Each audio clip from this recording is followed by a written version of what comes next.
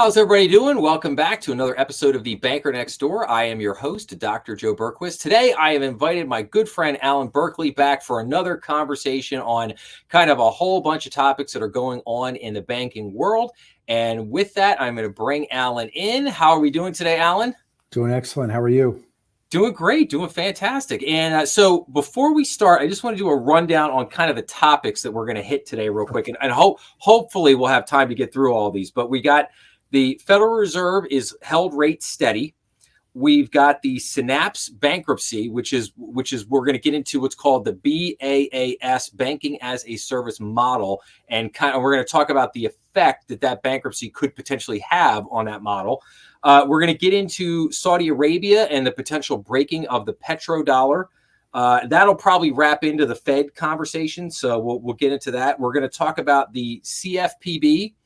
And basically, they're kind of renewed, I'll call it renewed legitimacy after the Supreme Court ruling. And then we're going to talk about their push for open banking.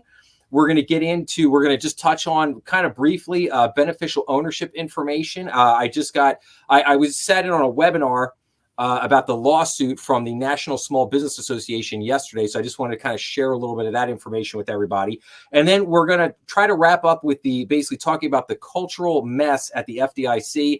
Allan has a background in culture. He's written a paper on that. And so we're going to really try to dig in and get his take on that situation and what his kind of overall thoughts are on that. But I guess if I could start off here today, Allan. So the Fed held rates steady, didn't do anything. They're basically calling for one potential rate cut of 25 basis points, most likely at the September meeting coming up here in a few months after the summer. And then basically nothing else for the rest of the year. And then looking at maybe two or three cuts into next year. But I don't know. What are your thoughts? How do you feel about that? So I do think that there would be one cut this year. I'm not in the camp of September. I'm in the camp of December. Okay. Only because I think that it's if for whatever reason, Powell makes a cut, and I understand that other central banks have already begun cutting, but if he does cut and the next CPI report comes a little tick higher, right, then all of a sudden everyone's going to jump down his throat. So right now he won't also be seen as partisan with regards to making any decisions before the election. But I think if he could provide enough guidance to say, hey, look, things are, they're hitting the metrics that we want to see. I just, as a degree of confidence, just want to see a little bit longer of a run rate. Then you could say, and he starts, taking his language to possibly December, at least providing Wall Street with some guidance that, in December we could expect that. Too, it's one of those things where even with other central banks, when they begin to cut, right now, and probably fundamentally nothing has changed that material for him to make a cut right now. It might be also perceived as, what do they know that we don't know with regards to a recession? Have they held rates too high for too long? What do they know as they're looking out that they see that we don't know? And that could probably also cause some disruptions in the market. So I think probably slow and steady, with regards to the messaging. And for me, it'd be great if he does say it's in September and if he provides enough, verbal guidance, if you will, in advance of that. But I'm still sticking to December after the elections. Again, I just think it becomes a little bit too partisan if you do something that close to the election. I think once you really cross over August, you really probably should wait until December. And, right now, I know you've discussed it on past episodes too.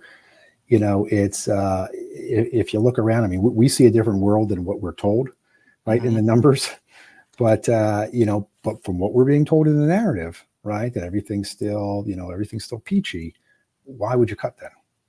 Right. Exactly. And I think it's important to note that Jeremy Powell, at one of his last press conferences, he did acknowledge the fact that the job numbers may not be as great as what the headline numbers are espousing.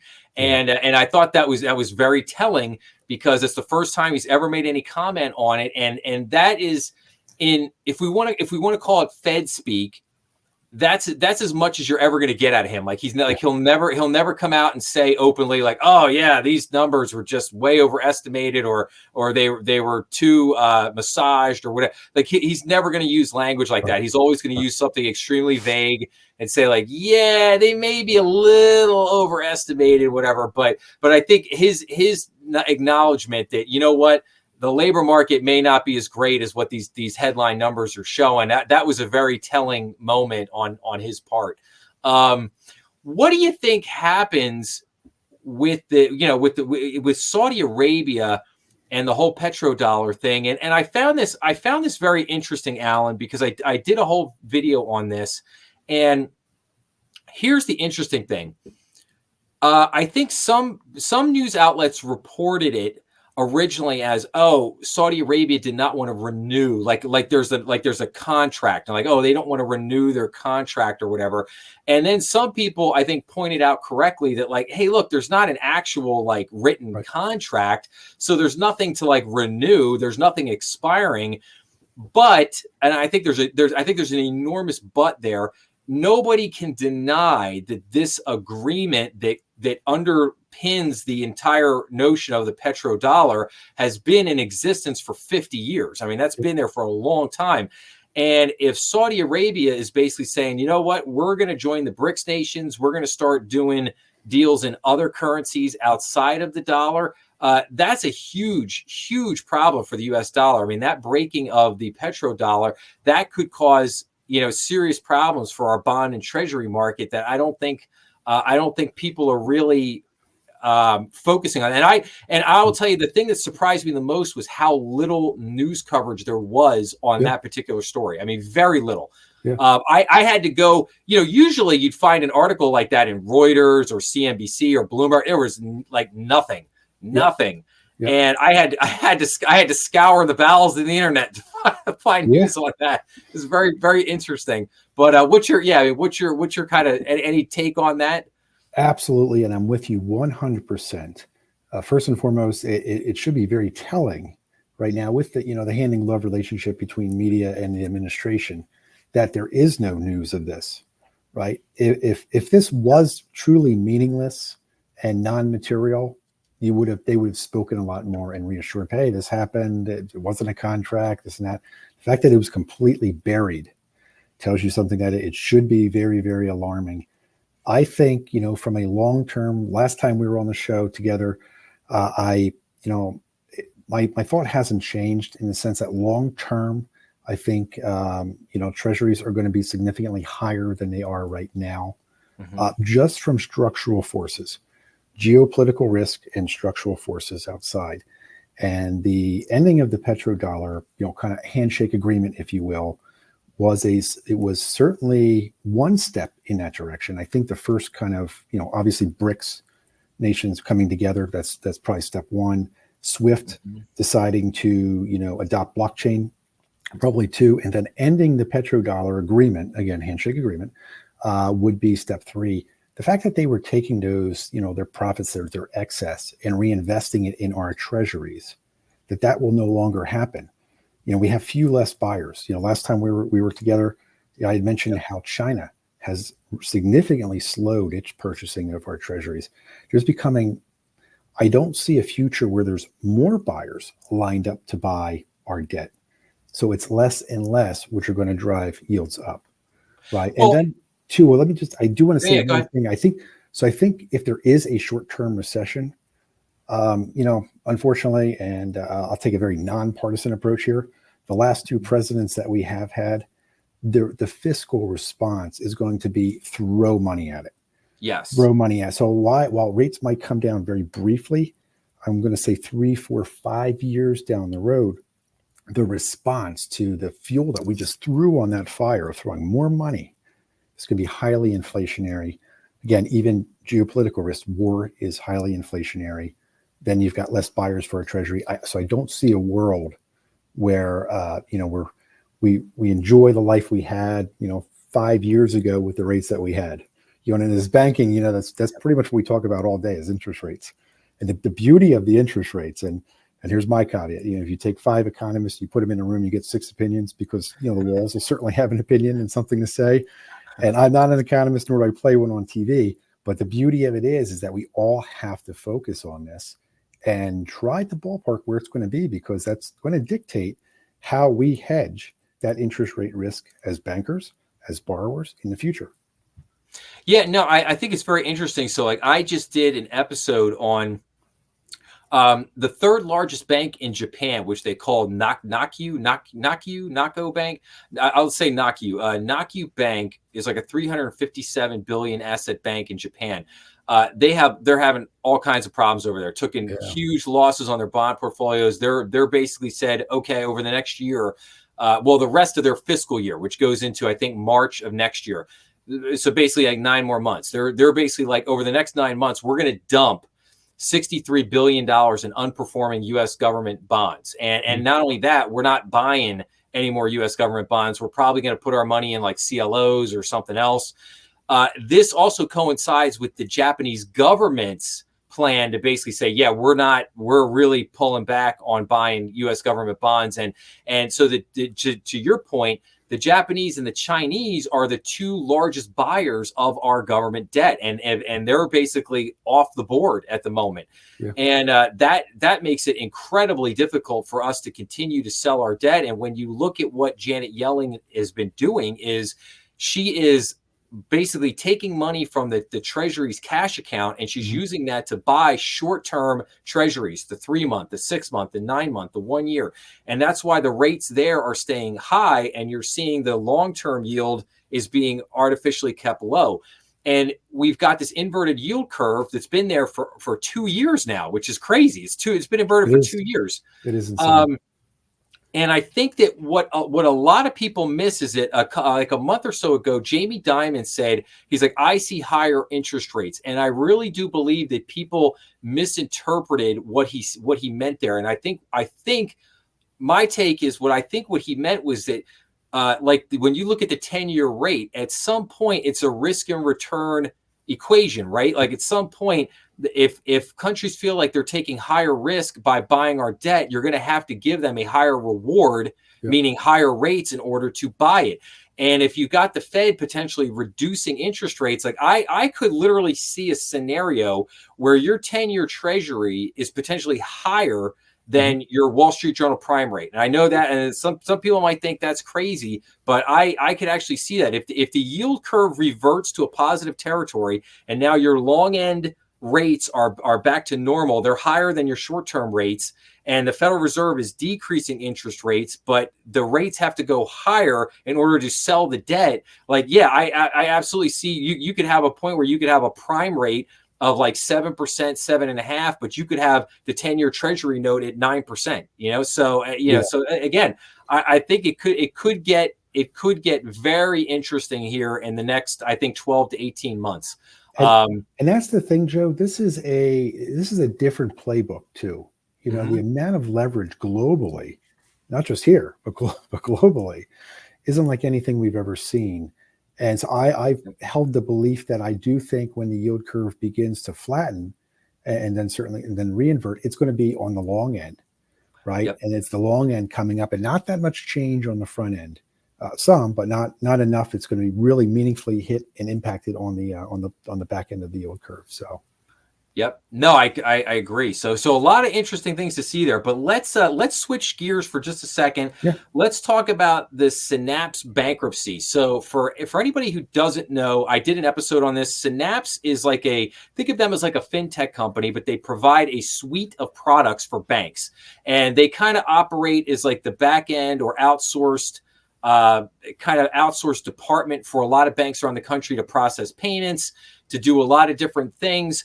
And they operate under what's called a BaaS, banking as a service model. Now, Synapse went bankrupt back in April, and they just completely shut their system off. And then what happened was in May, they said they were going to open, I think around May 13th, they opened the system back up, and they gave the banks they were dealing with supposedly, the keys to the kingdom. They were like, okay, here, you guys can control it now, whatever. And then they tried to sell themselves to another company. That sale fell through. They didn't get sold. They went into pure bankruptcy. They basically laid off all of their employees. Like all of their employees are gone. Like that company is just toast. But now all the banks go to look at it, and now the banks are saying, well, we don't have control, or we can't operate this thing without Synapse being there. Yeah. And there's $85 million that apparently is missing, and Synapse is being accused of basically commingling customer funds. So it's really turned into a huge mess. And what's interesting is that a number of regulators were already starting to kind of critique, if you will, that BAAS model. And so now it's becoming the question of, does this really, is this ultimately going to end up severely damaging that model? And what does that ultimately mean to a lot of banks that really rely on some of these BAAS providers around the country to help them deliver some of the very critical things that they do every day? Yeah. So I think it's the nail in the coffin. Unfortunately I do. And I have kind of a running joke that I say, when you're not, people say, how did you get into banking, Allan? So look, no one really grows up wanting to be in banking, but if you can't sing or dance or do anything well, you become a banker. And as you and I are both commercial bankers, you'll know that if you can't sing or dance or do anything well and you become a regular banker and you can't do that well, then you become a commercial banker. That's right. But it's where do you put the people that, can't do anything well, including commercial banking? Well, they become bank regulators. So that's the thing. And I think when they get involved, and I think if they've had an axe to grind, with this, I think this is the perfect case. And this is something certainly Elizabeth Warren will probably take under her wing and certainly run with as just another excuse of why there has to be government oversight. The downside to it is, besides the fact that a company went bankrupt, immediately when I read the news, I was kind of like looking, was there any banks that I know that were doing business with them? Thankfully, none of the banks that they were doing business with, I knew, which is good for you and I in our market. But it's, I look at it in the sense that that's going to be the nail in the coffin. But ultimately, at the end of the day, anytime there's regulation in almost anything, in any industry, as pervasive as it is, it's always, what seems to always be forgotten is, well, how about the end user? So how does that actually impact people? It was a great benefit that they were doing. So if anything, it's, okay, let's figure out it's kind of I think it's well better learned, but it's, what are some things that you could have did, what were some things you did well? What could you have done better? And what did you learn? And to do that going forward but I don't see, as with anything, unless Jamie Dimon is actively fighting it, typically it's, the regulators tend to get their way. And this might be kind of the sacrificial lamb that you kind of throw to them to allow them to maybe back off a little bit on Basel Endgame and capital requirements. Hey, a little bit of horse trading there. Hey, we gave you this one, maybe relax your push on capital requirements for us, because obviously, as you and I both know, there's unintended consequences with that for the communities that we lend to. Whole lot less money for businesses, whole lot less money for people in businesses to continue to run businesses and keep people employed, right? So that's the thing, that there's unintended consequences that I don't think they think about. Yeah, no, you make a great point on that, Allan. I didn't really think about the horse trading angle from the political sense, but it makes a lot of sense. Because there are so many other issues out there right now. You could definitely see that kind of bartering, like, all right, hey, look, we'll give you a little, if you give us a little over here, we'll give you something over here, and it is an interesting thing. I think it was, and I could be wrong about this, I was actually going to try to do an episode on this, but I think it was the OCC who put out revised kind of guidelines for managing third-party relationships that just came out a couple months ago. And so, you already kind of had that in play. And so I think I think part of the reaction of what's going to happen here, Allan, is that these accounts, most of them were not FDIC insured, because a lot of these things went to like these different type of fintechs. Like I think one was called Copper, and a couple other ones. And those people effectively right now are out their money. They're not getting they got a ton of money that's going to be out the door, and they're not going to have any relief on that. And so I think a lot of people will go to the Fed or federal regulators that say, hey, we want relief on this. We want you to make us whole and put our money back in there. But I think in a very real way, the regulators are going to be like, you know what? We don't have the power to do that. Like, it's not, these were not FDIC insured institutions. We can maybe help with some of the banks that were involved. But those banks also might be paying a penalty, or might be getting in trouble for some of this. So it's a very, very strongly gray area right now that I don't know that the regulators, or even, because then the other thing is like, who do you sue? Okay, what do you sue? Synapse? Like they're gone. Like they're out of business. They're out. Like, so now you could go back and sue the fintechs or sue the banks, and then they might cough up some money, but that's going to take years. I mean, that's years before you see a dollar out of anything there. So it's just an interesting situation. So, but I don't think there's any doubt this is going to give more fuel to the fire. I'm not going to go as far as you did and say that the BAS model is completely dead, but there's no doubt that there's going to be regulation coming off of this. There's going to be a lot more scrutiny of that BAS model. The banks or the companies that rely very heavily on that model, I think it's going to be very difficult on them to operate in the next few years. So that's the thing. So if you look at those strong headwinds that they're facing in this environment, this is not an environment where there's a rising tide, right? So you've got very strong headwinds. You've got the tide going out. Is that ultimately the hill that a bank would want to die on? And that's where I really come from in the big picture of things, where we're at right now, regulatory headwinds, from macroeconomic standpoint, tide going out. I just think that that's just something they're just going to say, hey, look, again, you guys are the sacrificial lamb, and we'll do some horse trading here. So, all right, no, but I hope not. Yeah. I hope I'm wrong. Again, we'll see. Yeah, no, absolutely. So, okay, in an effort to keep us rolling here, so two things I wanted to touch on real quick. So, CFPB, you had the Supreme Court ruling that basically said, hey, their funding is constitutional. So they're kind of, I think they're kind of feeling a little energy right now, feeling a little renewed push, and they're going forward with their agenda. One of the big things that they're working on is this concept of open banking. And then we also got the whole BOI, the beneficial ownership information thing. But I have a lot of strong thoughts on open banking, but I was just curious, like, do you have any thoughts on that topic? I don't. That's been kind of lower on my priority. So I am curious. I know you've spoken to in the past. What were you at?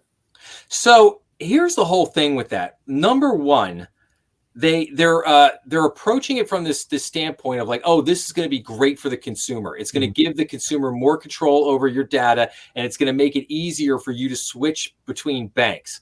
I don't believe that they have really made a case for either of those things. Like, how exactly is it going to give you more control over your data, and how exactly do you switch from one bank? Because in other words, at the end of the day, banks still have to comply with KYC, know your customer, CIP, EDD.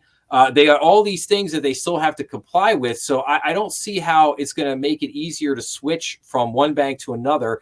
And I don't ultimately see how sharing your data with large companies like, say, PayPal, Microsoft, Google, Amazon, I don't see how sharing your data with those companies protects your data. Like, I don't get that. So that's the one thing. The second thing is, as the statute or proposed rule stands right now, there is no profit motivator or motivation whatsoever for banks. They're like banks basically can't make money doing this. And the third thing is that how they do this is they create a back-end portal basically to the bank systems, and then those companies can connect through an API. Yeah. And my two beefs with that are that's going to cost a bank millions of dollars to create that infrastructure. For most banks under 10 billion in asset size, they're not going to have the money to allocate to something like that. And then number two, APIs, you talk to any cybersecurity expert and they will tell you that APIs are not secure. They're not safe. They're not secure. It is very easy to hack into APIs. And so I look at it like, you're going to ask smaller banks to spend a fortune on this thing and then take the cybersecurity risk of having the data get hacked. And you're not allowing them to make money off of this in any way. and you're doing under this all of this under this umbrella that you're going to somehow protect the consumer. And I'm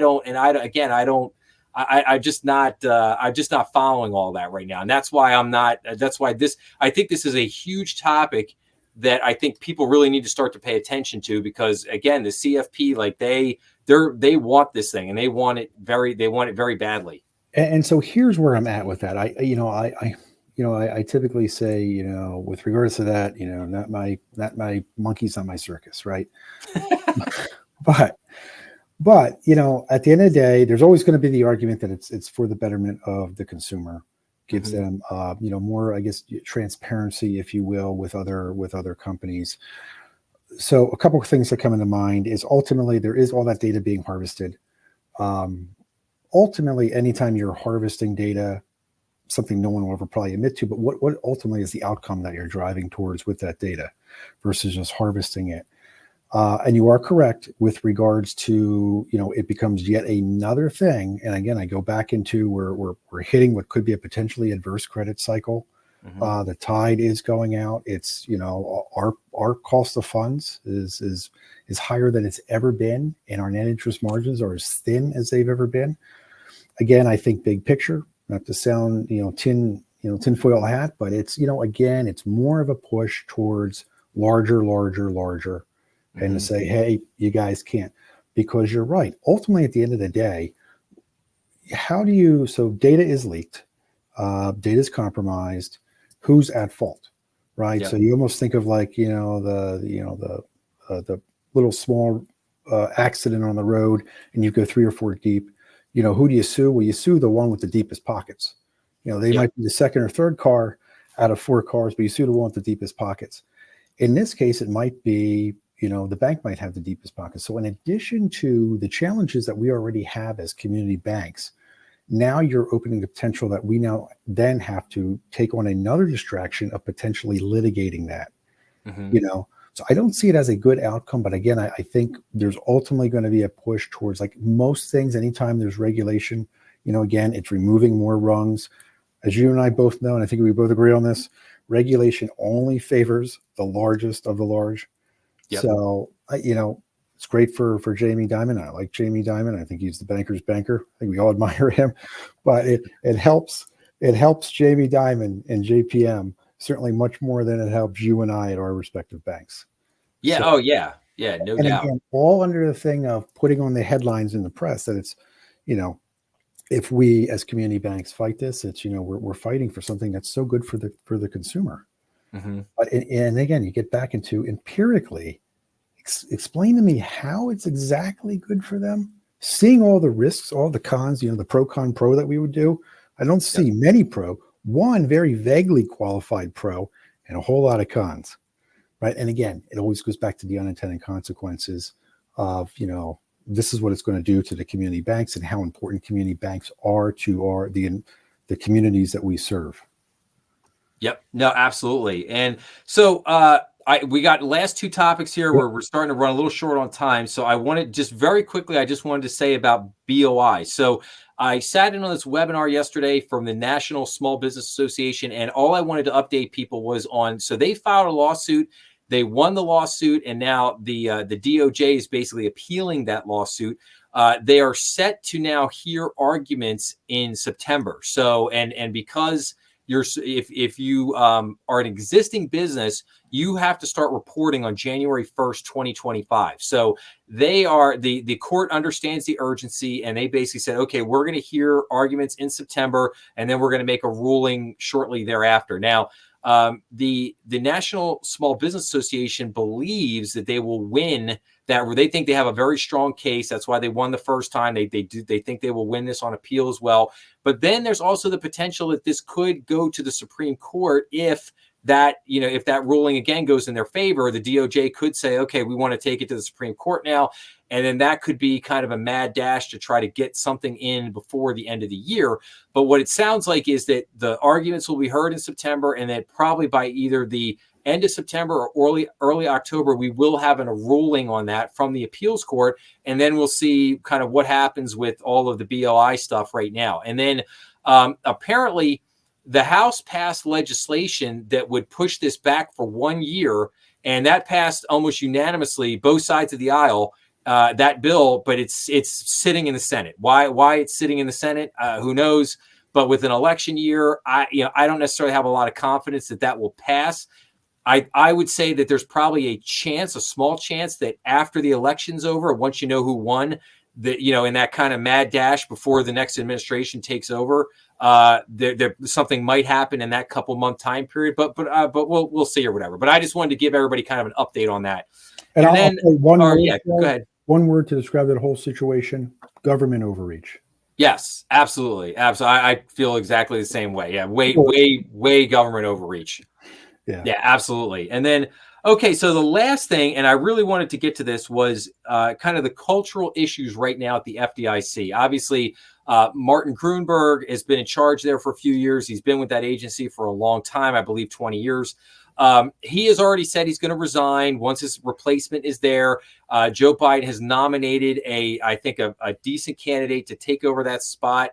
But now she's got to get certified by the Senate and all that. But putting all that aside for a minute, what is just your kind of general take on that situation? Well, certainly it is. It's certainly a culture problem.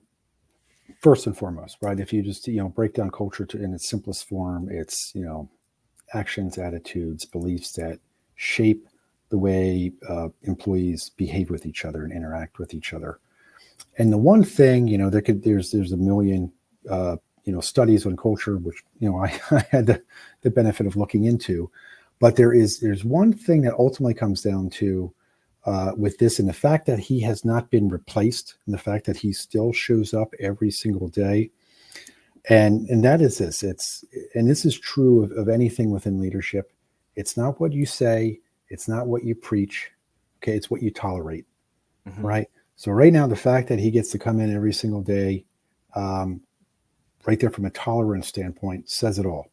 Right. Which, again, you go back and you look at the survey of how people felt with regards to such a hostile work environment that it was. Mm-hmm. It's almost, unfortunately, it's like, I'm not surprised that he's still there, because what do you tolerate? Everyone could say this and that, and everyone could point to core values on the wall. But at the end of the day, and you and I both know, we talk to so many businesses, we know so many different banks.